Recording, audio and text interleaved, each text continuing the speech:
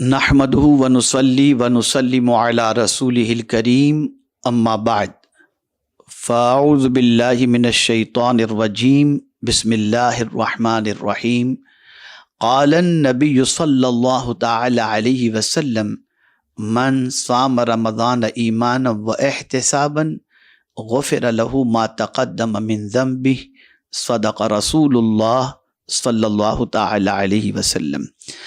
अस्सलातु वस्सलामु अलैका या रसूल अल्लाह, अस्सलातु वस्सलामु अलैका या हबीब अल्लाह, अस्सलातु वस्सलामु अलैका या नबी अल्लाह व अला आलिका व अस्हाबिका या नूर अल्लाह सल्लल्लाहु तआला अलैका वसल्लम।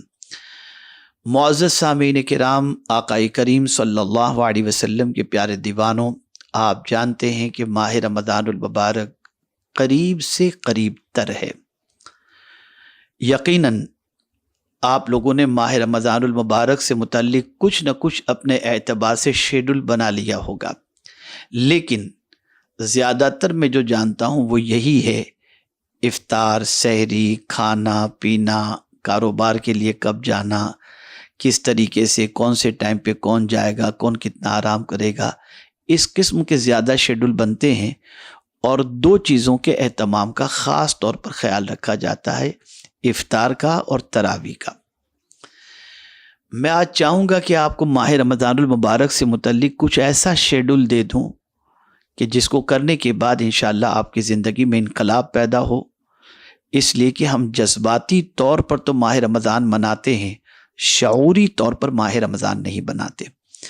अगर शऊर बेदार हो जाए और हम अपने दिमाग को सही तौर पर माह रमज़ान की तरफ मरकूज़ करके इस माह मुबारक के अंदर अपने आप की ट्रेनिंग करें, अपने आप को संवारें, अपने आप के बारे में कुछ चेंजेस लाने की फ़िक्र रख करके हम इस माह मुबारक को गुजारें, तो इसके असरात सिर्फ माह रमज़ान तक नहीं, पूरी ज़िंदगी में, पूरी ज़िंदगी इंशाअल्लाह इसके असरात हमारी ज़िंदगी पर रहेंगे। अगर ये माह मुबारक इतनी अज़मत वाला न होता तो आक़ाए करीम सल्लल्लाहु अलैहि वसल्लम कभी ये इरशाद न फरमाते कि अगर तुम्हें मालूम हो जाए कि माह रमज़ान की बरकतें क्या हैं तो तुम तमन्ना करोगे साल भर रमज़ान रहे, और बाज़ रिवायतों में 6 माह माह रमज़ान रहे। आइए मैं आपको बताऊं कि माह रमज़ान का आपका शेड्यूल आपने किस तरीके से करना है, क्या करना है और किस चीज़ से क्या नहीं करना और किस चीज़ से परहेज़ करना है। सबसे पहले मैं आपको बताऊं कि इंशाअल्लाहुल अज़ीम माह रमज़ानुल मुबारक का चाँद नज़र आने से पहले आप अपना प्लान सेट कर लें इस तरीके से कि आपको इस माह मुबारक में कितनी इबादत करनी है, कितनी रियाज़त करनी है और किस किस तरीके से अल्लाह अज़्ज़ा व जल्ल को राज़ी करने की कोशिश करनी है। तो सबसे पहले तो आपको माह रमज़ानुल मुबारक के चाँद के नज़र आने के बाद तरावी की तैयारी करनी है, और बिल्कुल जोश व जज्बे के साथ नहीं, शऊर के साथ पूरा कुरान सुनने के इरादे से माह रमज़ानुल मुबारक में आप तरावी की पाबंदी करें। तरावी के बाद गपशप, मिलना मिलाना, इसमें टाइम ज़ाय करने की बजाय आप घर जाएं और उसके बाद आराम कर लें।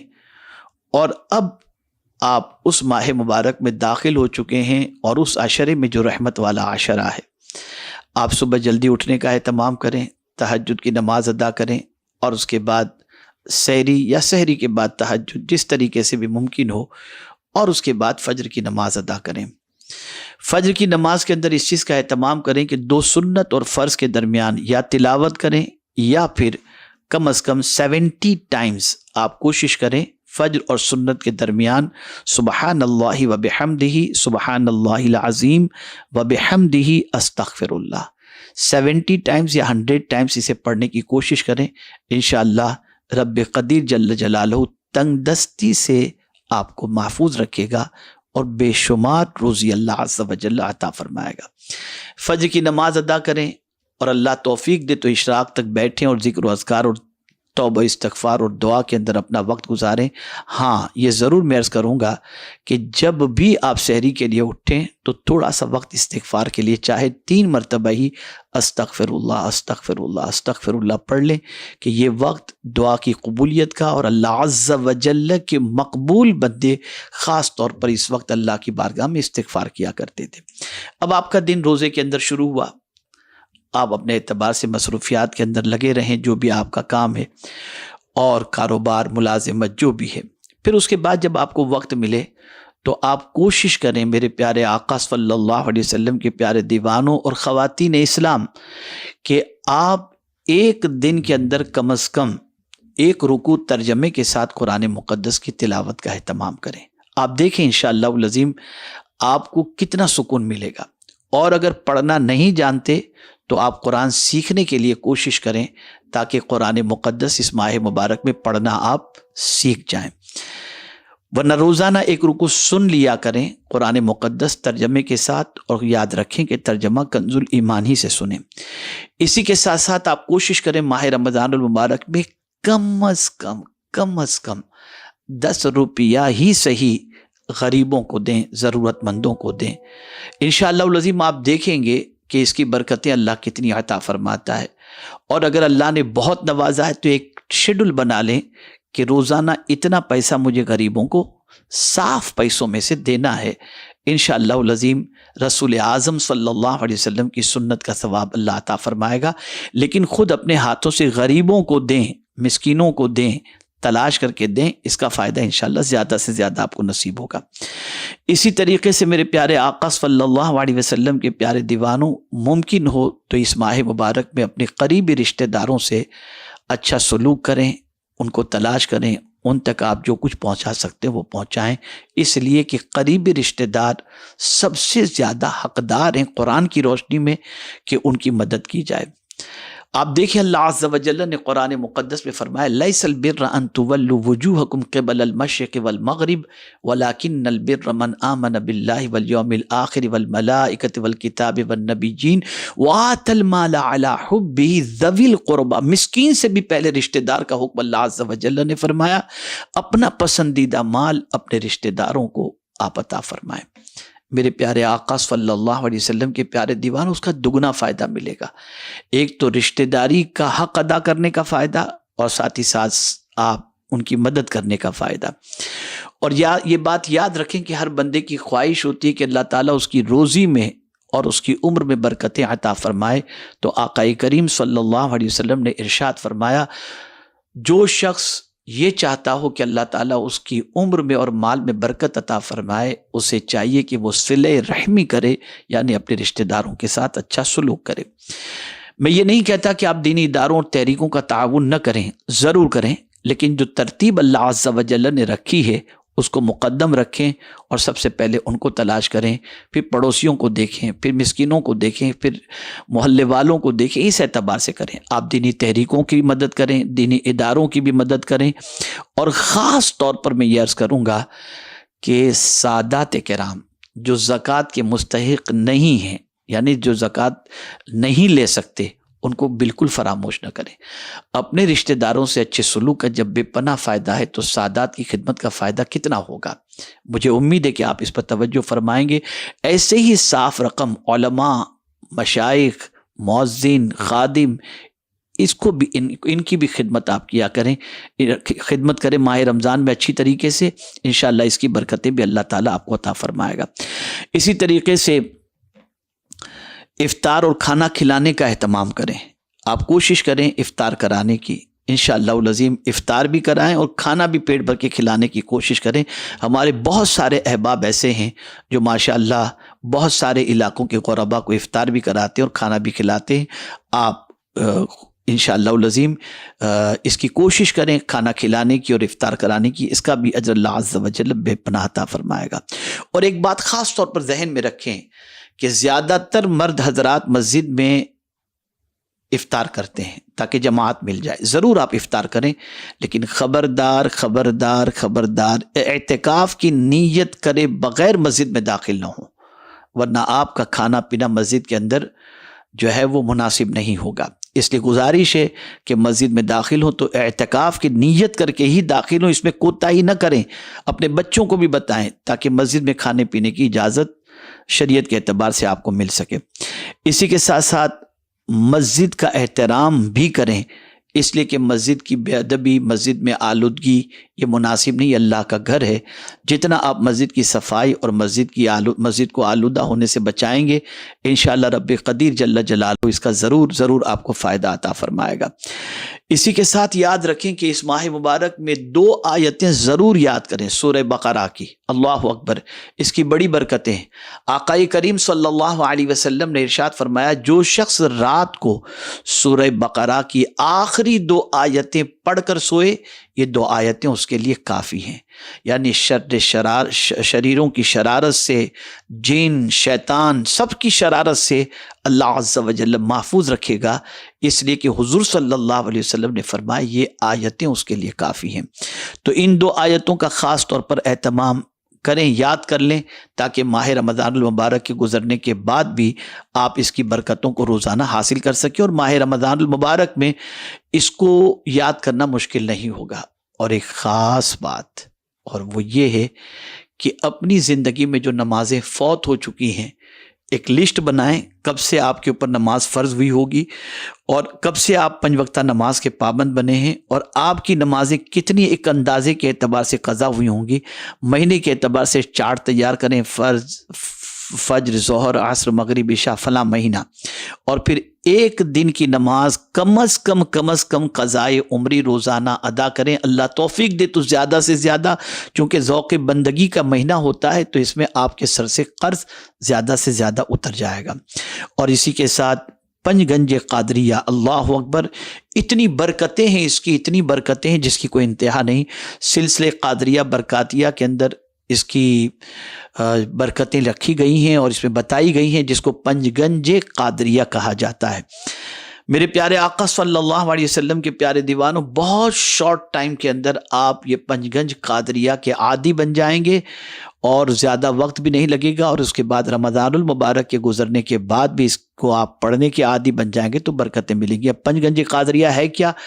بعد نماز صبح یا عزیز و یا اللہ 100 مرتبہ، ظہر کی نماز کے بعد یا کریم و یا اللہ 100 مرتبہ، عصر کی نماز کے بعد یا جبار و یا اللہ 100 مرتبہ، مغرب کی نماز کے بعد یا ستار و یا اللہ 100 مرتبہ، عشاء کی نماز کے بعد یا غفار و یا اللہ 100 مرتبہ، اول آخر 3 بار درود شریف پڑھ کر اس 5 گنج قادریہ کو اپنی عادت بنائیں، پھر دیکھیں انشاءاللہ اس کی برکتیں اللہ کتنی عطا فرماتا ہے۔ ساتھ ہی ساتھ ایک خاص بات بھی یاد رکھیے گا، ام المؤمنین حضرت عائشہ صدیقہ رضی اللہ تعالیٰ عنہ نے سرکار صلی اللہ علیہ وسلم سے دریافت فرمایا کہ ماہ رمضان میں کون سی دعا میں کثرت سے کروں، تو سرکار صلی اللہ علیہ وسلم نے فرمایا تھا، اللہم انکا عفو تحب العفو فاعف عنا۔ حالانکہ یہ دعا شب قدر سے متعلق بھی ہے، لیکن آپ سے گزارش ہے کہ یہ دعا ماہ رمضان المبارک میں کثرت سے کریں انشاءاللہ العظیم۔ اور کچھ اعمال کی کثرت کا جو حضور صلی اللہ علیہ وسلم نے حکم دیا ہے، میں انشاءاللہ اس کو دوسری کلپ کے اندر آپ کے سامنے پیش کروں گا۔ یہ مختصر سا چارٹ تھا جو ماہ رمضان المبارک میں آپ کو کرنا ہے، ساتھ ہی ساتھ یہ بھی کوشش کرنی کہ کم از کم ایک قرآن شریف ماہ رمضان المبارک میں آپ ختم کر لیں۔ اللہ عز و جل آقا کریم صلی اللہ علیہ وسلم کے صدقے میں ہمیں ان چیزوں پر عمل کی توفیق عطا فرمائے۔ اب پرہیز کن چیزوں سے کرنا ہے، اس لیے کہ ان اعمال کو خراب کرنے والی چند چیزیں ہیں، اور اس مقدس ماہ کے اندر بہت زیادہ برکتوں کے حصول کے اندر چند چیزیں رکاوٹ ہیں۔ میں اس کی طرف آپ کی توجہ کو مبذول کراؤں۔ بہت زیادہ واٹس ایپ کا استعمال، یہ انسان کے ٹائم کو ضائع کر دیتا ہے۔ بہت زیادہ یوٹیوب کا استعمال، کہ لگے ہیں اس کے اندر یہ وظیفہ وہ وظیفہ دیکھنے کے اندر، اس میں ٹائم چلا جاتا ہے، پرہیز کریں۔ ٹویٹر، فیس بک، یہ ساری چیزیں ہیں کہ اس کے اندر ہم یہ افطار کر رہے ہیں، یہ کھایا نہیں، یہ اسٹوری نہ وہ اسٹوری۔ خدا کے لیے ماہ رمضان المبارک کا احترام کریں اور ان ساری چیزوں سے پرہیز کریں، بقدر ضرورت ہی اس کا استعمال کریں، اس سے زیادہ نہیں۔ سب سے زیادہ ماہ رمضان میں جس چیز کی پریکٹس کرنی ہے وہ نگاہ کی حفاظت کی۔ اپنی نگاہ کو آوارہ نہ بنائیں، بالکل آوارہ نہ بنائیں، نگاہوں کو جھکائے رکھیں۔ خدا کی قسم اس ماہ مبارک میں اگر اس چیز کے عادی ہم بن گئے تو میں یقین کے ساتھ کہتا ہوں کہ انشاءاللہ ماہ رمضان المبارک کے بعد نگاہوں کو نیچی رکھنے کی برکتیں جو آپ دیکھیں گے، آپ کی عقل دنگ رہ جائے گی۔ تو نگاہوں کی حفاظت کریں۔ اسی طریقے سے فضول گوئی، اس سے مل کر اس سے مل کر ٹائم پاس، اس کی بات اس کی بات، بالکل اس سے بچیں، بالکل اس سے بچیں۔ جہاں تک ضرورت نہ ہو کوئی بات اپنی زبان سے نہ نکالیں، فضول گوئی سے اپنی زبان کی حفاظت کریں، اس لیے کہ زیادہ بات کرتے کرتے آدمی غیبت کی طرف چلا جاتا ہے، چغلی کی طرف چلا جاتا ہے، جھوٹ کی طرف چلا جاتا ہے۔ تو خاص طور پر زبان اور نگاہ، ان دونوں کی حفاظت کریں۔ اسی طریقے سے زیادہ کھانے پینے سے بھی پرہیز کریں، بہت زیادہ بازار کی چیزیں، یہ چیز وہ چیز، ان زیادہ چیزوں سے کھانے سے پرہیز کریں۔ انشاءاللہ آپ کے اندر پھرتی رہے گی اور عبادت کرنے میں آپ کو لطف آئے گا انشاءاللہ۔ لوگوں سے میل جول کے اندر بھی آپ اپنا وقت زیادہ ضائع نہیں کریں۔ آؤ یار ملتے ہیں، منارہ مسجد کے پاس ملیں گے، ادھر ملیں گے، بیٹھیں گے، کھائیں گے، پیئیں گے۔ دوست مل سکتے ہیں رمضان شریف کے بعد، لیکن ماہ رمضان ملے گا دوبارہ یا نہیں ملے گا ہم نہیں جانتے، تو اس کے لمحے لمحے کی قدر کریں۔ اور اللہ توفیق دے تو آخری عشرے میں مرد حضرات اعتکاف میں بیٹھیں، خواتین بھی چاہیں تو اپنے گھر کے اندر ایک چھوٹا سا علاقہ بنا کر وہاں بیٹھ سکتی ہیں۔ اور اسی کے ساتھ ساتھ اگر اعتکاف میں بیٹھنا ممکن نہ ہو تو آخری عشرے کے اندر کمر کس لیں اور زیادہ سے زیادہ عبادت کریں، کہ یہ مصطفیٰ جان رحمت صلی اللہ علیہ وسلم کی سنت مبارکہ ہے۔ ہمارے یہاں تو آخری عشرے میں خوب خریداری ہوتی ہے اور وقت مارکیٹ میں گزرتا ہے۔ آپ کی ثوابدید پر ہے، بتانا میرا کام ہے۔ بازار اچھی جگہ ہے یا اللہ کا گھر اور اس کی عبادت؟ جس آخری عشرے میں اللہ نے شب قدر رکھی ہے، ہم اسی آخری عشرے کو بازار میں خرچ کر دیتے ہیں۔ خدا کے لیے اس سے بچیں اور اپنے آپ کو کوشش کریں کہ ماہ رمضان المبارک اچھی طریقے سے ہم گزار سکیں، عبادت و ریاضت میں گزار سکیں اور اللہ کو راضی کر سکیں۔ کاش یہ ماہ مبارک جو ایک مہمان بن کر کے آتا ہے، جب ہم سے رخصت ہو تو خوش ہو کر کے رخصت ہو اور اللہ عز و جل کی بارگاہ میں ہماری سفارش کرنے والا بن کر رخصت ہو۔ اللہ تعالیٰ آقا کریم صلی اللہ علیہ وسلم کے صدقہ و طفیل ماہ رمضان میں کثرت سے درود شریف، کثرت سے استغفار اور ساتھ ہی ساتھ کثرت سے کلمہ طیبہ، کثرت سے قرآن شریف کی تلاوت کی ہمیں توفیق عطا فرمائے اور گناہوں سے بچنے کی توفیق عطا فرمائے۔ الحمدللہ سنی دعوت اسلامی کا ہفتہ واری سنی اجتماع مرکز اسماعیل حبیب مسجد میں ہر سنیچر کو ہوتا ہے۔ ماہ رمضان المبارک میں انشاءاللہ سحری تک اجتماع جاری رہے گا اور انشاءاللہ سحری کا بھی اہتمام کیا جائے گا۔ اللہ عز و جل ہم سب سے راضی ہو اور ہمیں ماہ رمضان المبارک نصیب فرمائے اور اس چارٹ پر عمل کرنے کی توفیق عطا فرمائے۔ یہ میری طرف سے میں نے کچھ اچھی باتیں سوچیں اور سمجھ میں آئیں تو میں آپ کی طرف میں نے یہ بھیج دی، اور میں امید کرتا ہوں کہ انشاءاللہ العظیم آپ اس پر عمل کریں گے۔ اور یاد رہے تو اس فقیر کو دعائے مغفرت کے طور پر فقیر کے لیے دعائے مغفرت فرمائیں اور جنت البقیع میں اللہ 2 گز زمین عطا فرمائے، اس کی بھی ضرور دعا کریں۔ السلام علیکم ورحمۃ اللہ تعالی وبرکاتہ۔